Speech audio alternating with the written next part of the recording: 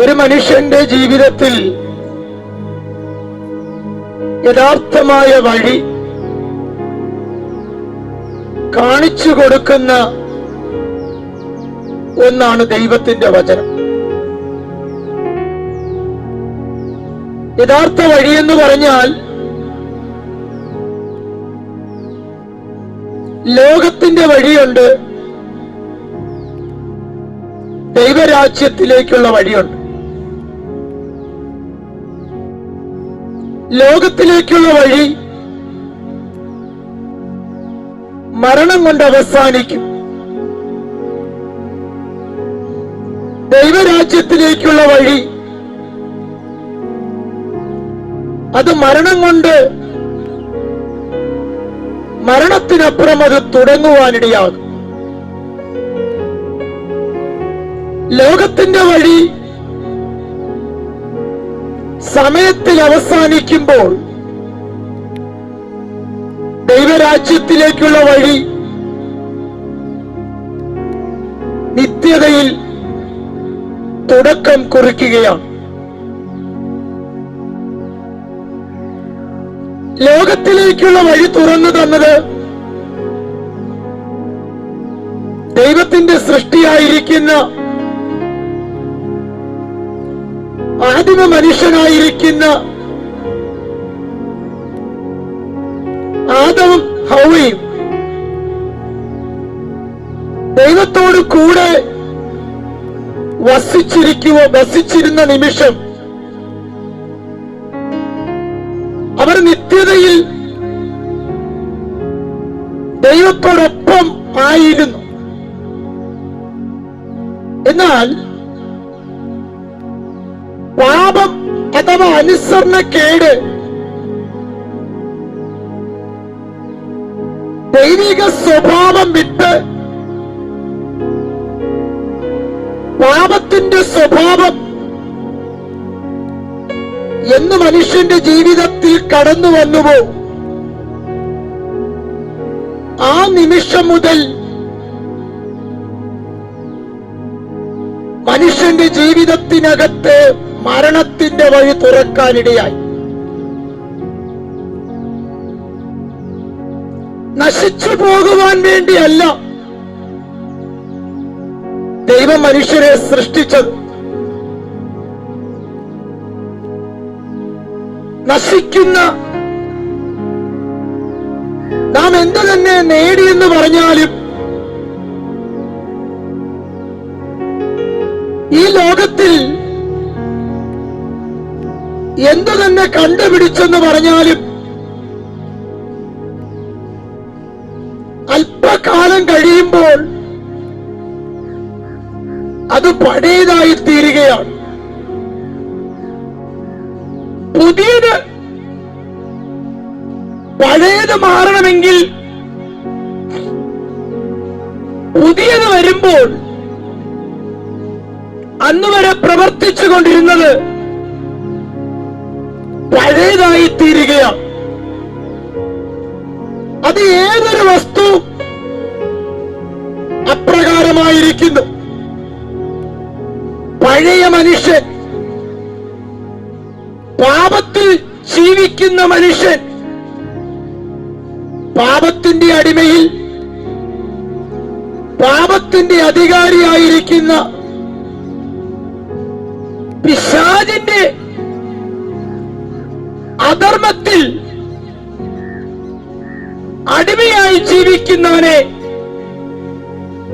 വേദപുസ്തകം വിളിക്കുന്നത് പഴയ മനുഷ്യനെന്ന.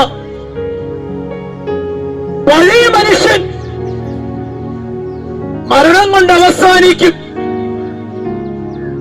എന്നാൽ പുതിയ മനുഷ്യൻ മരണം കൊണ്ട് അവസാനിക്കുന്നില്ല. ആരാണ് പഴയ മനുഷ്യൻ? അവൻ ജീവിക്കുന്നത്, അവന്റെ ജീവിതം, അവന്റെ വഴി ലോകത്തിന്റെ വഴിയാണ്. ലോകത്തിൽ വലിയവനായി തീരണം, ലോകത്തിൽ ശ്രേഷ്ഠനായിത്തീരണം. ലോകം എന്ത് പഠിപ്പിക്കുന്നുവോ, എന്ത് കാണിക്കുന്നുവോ, ലോകത്തിന്റെ ഇച്ഛയ്ക്കനുസരിച്ച്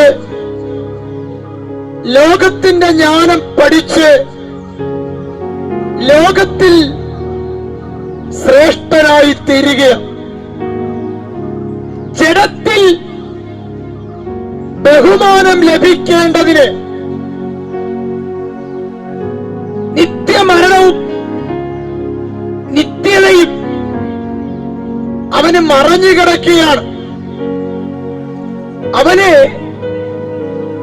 മരണത്തിനപ്പുറം ഒരു ജീവിതമില്ല എന്ന് വിശ്വസിക്കുന്നവൻ, കാഴ്ചയാൽ ജീവിക്കുന്നവൻ, കാണുന്നതിനെ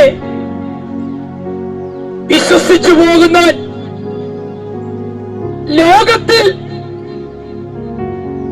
തന്റെ ഹൃദയത്തിനകത്ത് താൻ എന്താണോ തീരുമാനിക്കുന്നത് ആ വഴിയിലൂടെ ജീവിക്കുന്നവൻ, അവൻ തന്നെയാണ് അവന്റെ ദൈവം. അവന്റെ ചിന്തകളാണ്, അവന്റെ അറിവാണ് അവനെ നടത്തുന്നത്. മുമ്പിലോട്ടുള്ള വഴി അവൻ ഇരുട്ടായിരിക്കുന്നു. എവിടെ നിന്ന് വന്നു, എവിടേക്ക് പോകുന്നെന്ന് ലോകമനുഷ്യനെ തിരിച്ചറിയാൻ കഴിയുന്നില്ല. അവന്റെ പണത്തിൽ, അവന്റെ ആരോഗ്യത്തിൽ, അവന്റെ ജ്ഞാനത്തിൽ, അവന്റെ അറിവിൽ അവൻ സന്തോഷിക്കുന്നു, അതിനനുസരിച്ച് ജീവിക്കുന്നു. ലക്ഷ്യമില്ല, ദർശനമില്ല. എന്തോ കണ്ട് അതിനനുസരിച്ച് അവന്റെ ജീവിതം മാറ്റാൻ ആഗ്രഹിക്കാത്ത, ലോകത്തിന്റെ കാലഗതിക്ക് അനുസരിച്ച് ജീവിക്കുന്ന ലോകമനുഷ്യൻ. അങ്ങനെ ജീവിക്കുന്നവനെ വേദപുസ്തകം വിളിക്കുകയാണ് പഴയ മനുഷ്യൻ.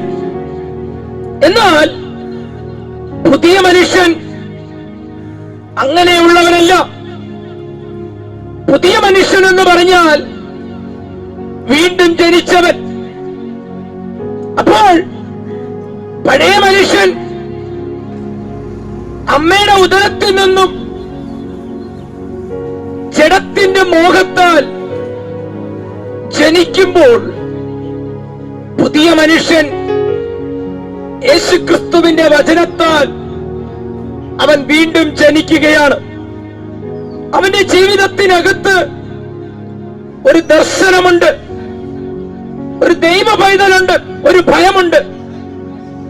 കാരണം അവനെ നടത്തുന്നത് സർവശക്തനായ ദൈവമാണ്. പഴയ മനുഷ്യന്റെ ജീവിത സ്വഭാവം പാപത്തിന്റെ മട്ട്, പാപത്തിൽ രസിച്ച് ജീവിക്കുമ്പോൾ, പുതിയ മനുഷ്യൻ പാപത്തെ വെറുത്ത് വിശുദ്ധിയിൽ ജീവിക്കുന്നു. എപ്രകാരമാണ് പഴയ മനുഷ്യൻ പുതിയ മനുഷ്യനായി തീരുക, വീണ്ടും ജനിക്കുക? അതിന് ഏക വഴി കർത്താവായ യേശുക്രിസ്തുവാകുന്നു. ദൈവം വച്ചിരിക്കുന്ന ആ വഴി എന്ന് പറയുന്നത് യേശുക്രിസ്തുവാകുന്നു. യേശുക്രിസ്തു മുഖാന്തരം ഒരുവൻ പുതിയ വഴി, പുതിയ ജനനം, പുതിയ ജീവിതം, പുതിയ സൃഷ്ടി ആയിത്തീരുകയാണ്. വീണ്ടും ജനിക്കുക. എങ്ങനെ?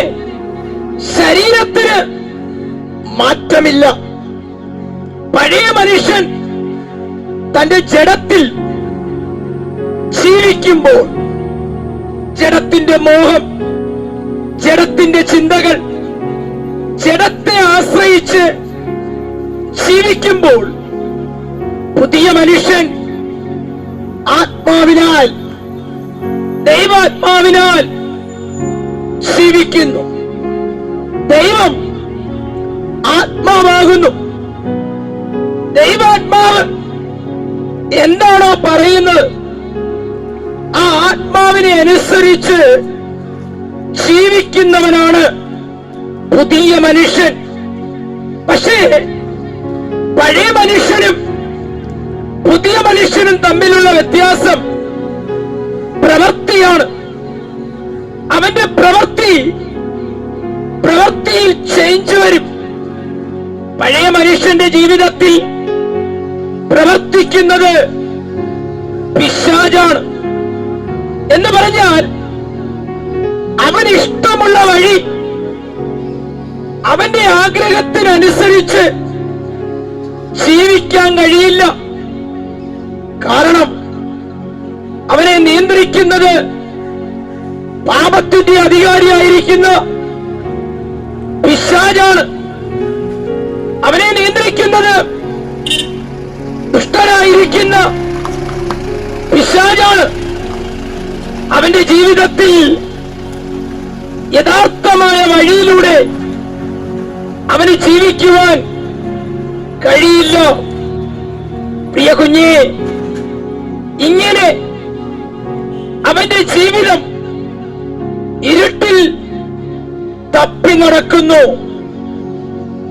ദൈവിക ദർശനത്തിന്റെ വഴി, ദൈവിക വെളിപ്പാടിന്റെ വഴി, ദൈവം ഒരുക്കി വച്ചിരിക്കുന്ന ദൈവരാജ്യത്തിലേക്കുള്ള വഴി അവന് പ്രാപിക്കുവാനോ അവൻ അവകാശമാക്കാനോ അവന് കഴിയത്തില്ല.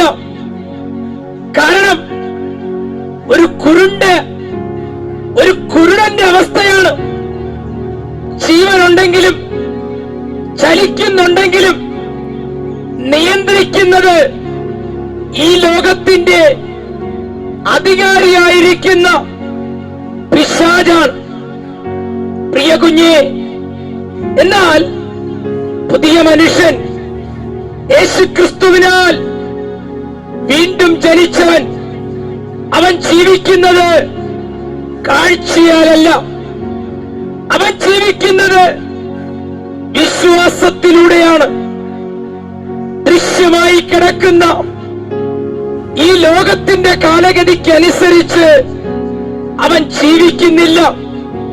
അദൃശ്യമായി അവനെ നടത്തുന്ന ദൈവത്തിന്റെ ചിന്തയ്ക്ക് അനുസരിച്ച് അവൻ ജീവിക്കുന്നു. ഒന്നുകൂടി ആഴമായി പറഞ്ഞാൽ, അവനെ നടത്തുന്നത് സ്വർഗമാണ്. സ്വർഗരാജ്യത്തിൽ അവൻ എത്തിച്ചേരണം. നശിക്കുന്ന ലോകത്തിൽ നിന്നും നശിക്കാത്ത, മരണമില്ലാത്ത, പാപമില്ലാത്ത, അശുദ്ധിയില്ലാത്ത, വിശുദ്ധിയാൽ നിറയപ്പെട്ട, തേജസ്സിനാൽ നിറയപ്പെട്ട ദൈവരാജ്യത്തെ മുൻപിൽ കണ്ടുകൊണ്ട് അവൻ ദർശനത്തിൽ ജീവിക്കുന്നു.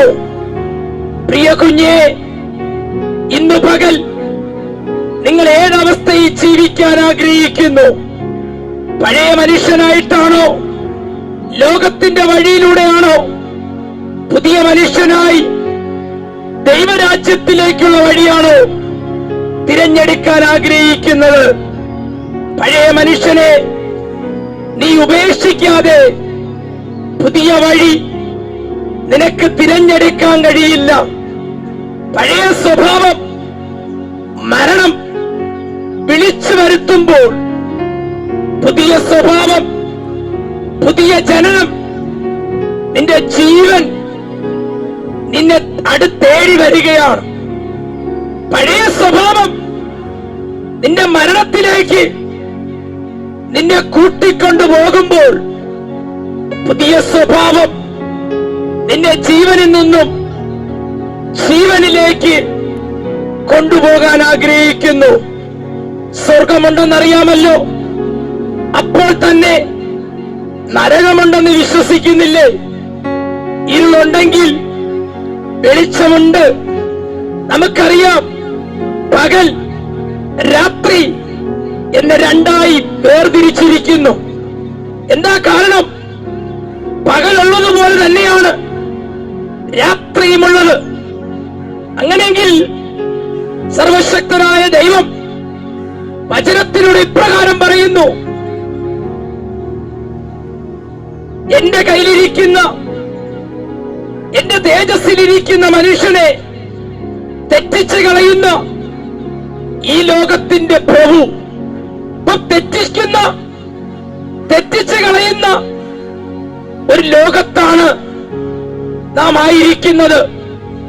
തെറ്റിപ്പോകരുത്. തെറ്റിക്കിടക്കുന്ന തെറ്റായ ജീവിതം, തെറ്റായ വഴിയിൽ അടിമയായി കിടക്കുന്നവർക്ക് അതിനെ ശരിയായ വഴി, യഥാർത്ഥ വഴി, ഉറപ്പുള്ള വഴിയായ യേശുക്രിസ്തുവിനെ കാണിച്ചു തരുന്നതാണ് സുവിശേഷം. ഞങ്ങൾ ഈ വഴിയോരത്ത് നിന്ന് വിളിച്ചു പറയാനുള്ള കാരണം, നിങ്ങളാരും നഷ്ടപ്പെട്ടു പോകരുത്, നിങ്ങളാരും നശിച്ചു പോകരുത്. ഏതാണ് ആ യഥാർത്ഥ വഴി? യേശുക്രിസ്തു പറയുന്നു, ഞാൻ തന്നെയാണ് വഴി. എന്നിലൂടെ കടക്കുന്നവൻ, അല്ലെങ്കിൽ ഞാൻ മുഖാന്തരമല്ലാതെ ആർക്കും ആ പിതാവിന്റെ അടുക്കൽ എത്താൻ കഴിയില്ല. ദൈവത്തിന്റെ വഴി യേശുക്രിസ്തുവാകുന്നു. യേശുക്രിസ്തുവാകുന്ന വഴി നീ തിരഞ്ഞെടുക്കണം. യേശുക്രിസ്തുവിലൂടെ അകത്ത് കടക്കണം.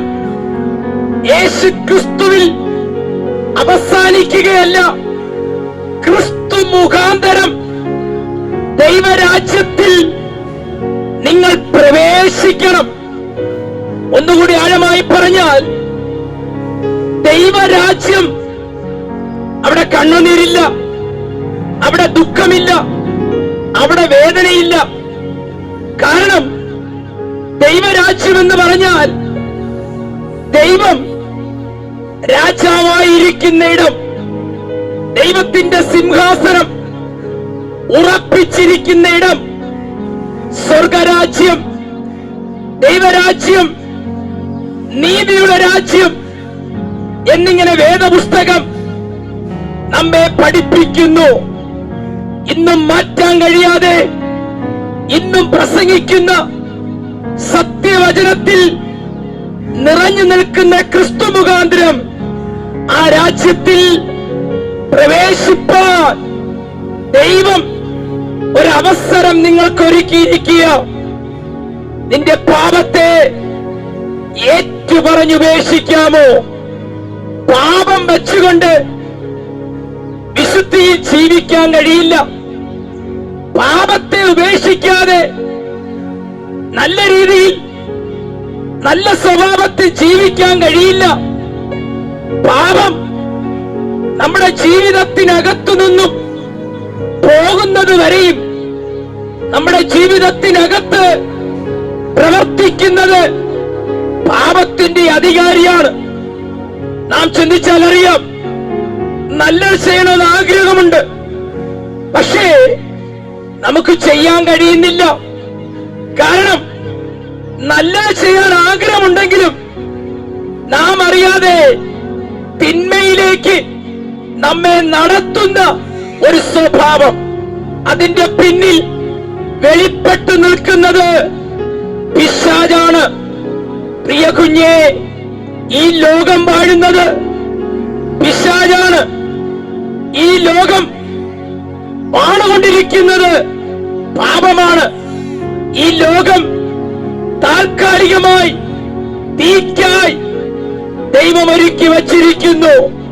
ഒരു ചെറിയ ജീവിതം ദൈവം നമുക്ക് നൽകിയത് വലിയ ജീവിതം നീ പണിതെടുക്കാൻ വേണ്ടിയ ചെറിയ ലോകത്തിൽ നിന്നും വലിയ രാജ്യത്തിലേക്ക്, മരിക്കുന്ന ലോകത്തിൽ നിന്നും മരണമില്ലാത്ത ദൈവരാജ്യത്തിലേക്കുള്ള ഒരു ക്ഷണമാണ്, ഒരു വിസിറ്റിംഗ് കാർഡാണ് ദൈവത്തിന്റെ വചനം അഥവാ ക്രിസ്തു. യേശു ക്രിസ്തുവിനല്ലാതെ നമുക്ക് ആ രാജ്യത്തിൽ പ്രവേശിപ്പാൻ കഴിയില്ല.